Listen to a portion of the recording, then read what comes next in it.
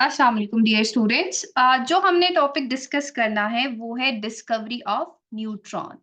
इससे पहले हम डिस्कस कर चुके हैं डिस्कवरी ऑफ इलेक्ट्रॉन और डिस्कवरी ऑफ प्रोटॉन को भी। और उससे पहले आपके पास एक और थ्योरी थी जो कि डाल्टन एटॉमिक थ्योरी थी। वो सारे पॉइंट्स हमने चैप्टर 3 जो एटॉमिक स्ट्रक्चर है उसके सारे जो लेक्चर सारे जो टॉपिक्स हैं वो हम इससे रिलेटेड डिस्कस कर चुके हैं। ये बेसिकली आपके पास टॉपिक 3.1 का जिसमें हम फंडामेंटल पार्टिकल्स की डिस्कवरीज को डिस्कस करें उसी का पार्ट है। ऑलरेडी हम डिस्कस कर चुके हैं कि हमारे पास जो है वो सब एटॉमिक पार्टिकल्स इलेक्ट्रॉन और प्रोटॉन डिस्कवर हो चुके हैं। अब हम मूव कर रहे हैं थर्ड सब एटॉमिक पार्टिकल की तरफ जो कि है आपके पास न्यूट्रॉन।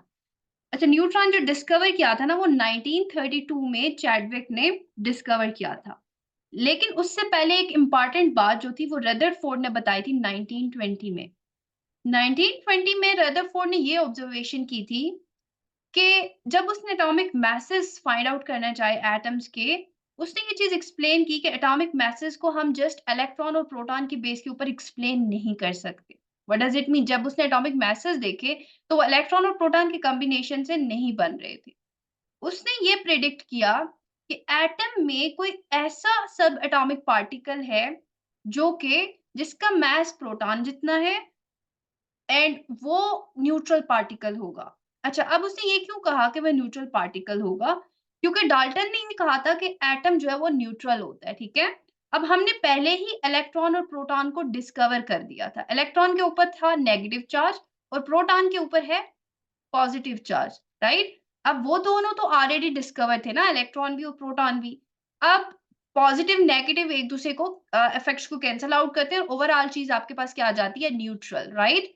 दैट मीन्स कि जो तीसरा पार्टिकल होगा उसके ऊपर कोई चार्ज नहीं होना चाहिए। वो क्या होना चाहिए? वो पार्टिकल न्यूट्रल होना चाहिए। ये एक ऑब्जर्वेशन थी रदरफोर्ड की और ये एक बहुत इंपोर्टेंट ऑब्जर्वेशन थी। उसके बाद साइंटिस्ट ने ये जो थर्ड सब एटॉमिक पार्टिकल है इसके बारे में सर्च आउट करना स्टार्ट कर दिया।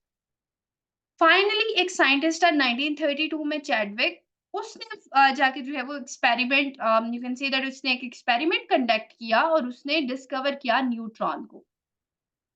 अगर हम एक्सपेरिमेंटल सेटअप की बात करें इस केस में तो आप देखें कि यहाँ पे आपके पास क्या है? Alpha particles. ये अल्फा पार्टिकल्स इनका सोर्स जो था ना वो पोलोनियम था। पोलोनियम एक रेडियो एक्टिव एलिमेंट होता है जिससे आप अल्फा पार्टिकल्स को इमिट करवाते हैं। अल्फा पार्टिकल्स आपके पास क्या होते हैं? आपके पास हीलियम न्यूक्लियस होता है बेसिकली, ठीक है? ये हीलियम जो होता है इसको हम क्या कहते हैं कि ये अल्फा पार्टिकल्स है। अब एक और एलिमेंट था बेरिलियम। बेरिलियम होता है आपके पास 9 इसके एटॉमिक मास होता है और इसके जो एटॉमिक नंबर होता है, वो आपके पास इसका 4 होता है, ठीक है? अब इसने क्या किया कि इसने अल्फा पार्टिकल्स की बम्बार्डमेंट करवाई बेरिलियम के ऊपर। उसने क्या चीज़ ऑब्ज़र्व की और आगे इसने ना एक डिटेक्टर रखा था। डिटेक्टर क्या कर रहा था कि चार्ज को डिटेक्ट कर रहा था, राइट? उसने ये चीज़ ऑब्ज़र्व की कि कुछ रेडिएशंस जो है ना, पेनिट्रेटिंग रेडिएशन जो है वो यहाँ से इमिट हो रही है। इस बेरिलियम से जब अल्फा पार्टिकल स्ट्राइक कर रहा है बेरिलियम के ऊपर, तो कुछ रेडिएशंस इमिट कर रही है। इन रेडिएशंस को उसने न्यूट्रॉन का नेम दिया, ठीक है? अब इसने इन रेडिएशंस को न्यूट्रॉन का नेम क्यों दिया? क्योंकि जब इसने देखा जो डिटेक्टर है, उसकी नीडल के ऊपर कोई इफ़ेक्ट नहीं पड़ रहा, दैट मीन्स कि वो डिटेक्टर ये शो कर रहा है कि ये न्यूट्रल है, ठीक है? वो कोई भी चार्ज शो नहीं कर रहा। वो 0 इसकी नीडल आप देखें 0 के ऊपर है, ठीक है? तो उसने इस चीज़ से ये अंदाज़ा लगाया कि ये जो पार्टिकल ये जो भी चीज़ इमिट हो रही है यहाँ से ये बेसिकली न्यूट्रल है और इसका नेम जो है वो रखा गया न्यूट्रॉन। तो इस तरह से आपके पास डिस्कवर हुआ था न्यूट्रॉन, राइट?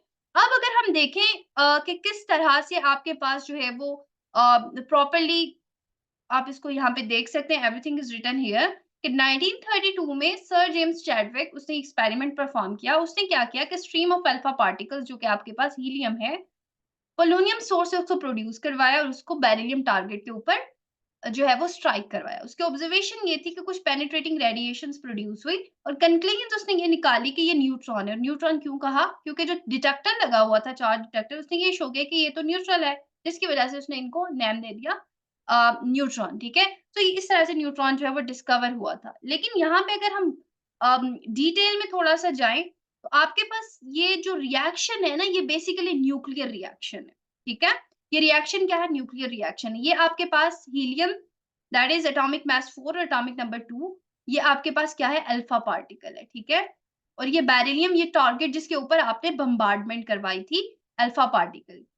जब ये बम्बार्डमेंट हुई तो आपके पास न्यूट्रॉन जो है वो निकला, ठीक है? न्यूट्रॉन के ऊपर मास 1 है और आपके पास इसमें जो चार्ज है इसके ऊपर 0 है, ठीक है? न्यूट्रल है क्योंकि ये। अब आप अगर इक्वेशन को देखें तो आपके पास 9 प्लस 4 टोटल आपके पास कितना हो गया? 13 राइट? 9 प्लस 4 अगर हम एटॉमिक मासेस को दोनों को कंबाइन करें तो आपके पास 13 बनता है। लेकिन इस 13 में से एक मास जो है वो न्यूट्रॉन के पास चला गया राइट? 13 माइनस 1 तो आपके पास अब टोटल 12 रह गया, ठीक है? वो 12 आपके पास यहाँ आया, लेट्स से ये x था और हमने कहा कि ये 12 है, ठीक है? और अगर हम एटॉमिक नंबर की बात करें तो यहाँ पे आप देखें कि इसके ऊपर 0 चार्ज है, ठीक है? सो 4 प्लस 2 वी हैव 6 न्यूट्रॉन में कोई भी यहाँ से पार्ट नहीं गया, तो ये इस x के ऊपर आएगा। अब ये जो एटॉमिक नंबर होता है ना, जो नीचे जो छोटी वैल्यू लिखी होती है, हर एलिमेंट की, हर एटम की पीरियोडिक टेबल में डिफरेंट होती है, ठीक है?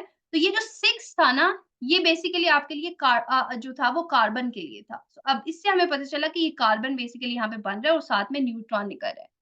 इस तरह के जो रिएक्शंस होते हैं जिनमें इस तरह की रेडिएशंस प्रोड्यूस हो रही होती हैं, उनको हम कहते हैं न्यूक्लियर रिएक्शन। सो ये बेसिकली आपके पास क्या था जो यू कैन सी दैट कि जिससे आपने देखा ये जो एक्सपेरिमेंट था ये बेसिकली क्या था, ये आपके पास एक न्यूक्लियर रिएक्शन हो रहा था यहाँ पे, राइट?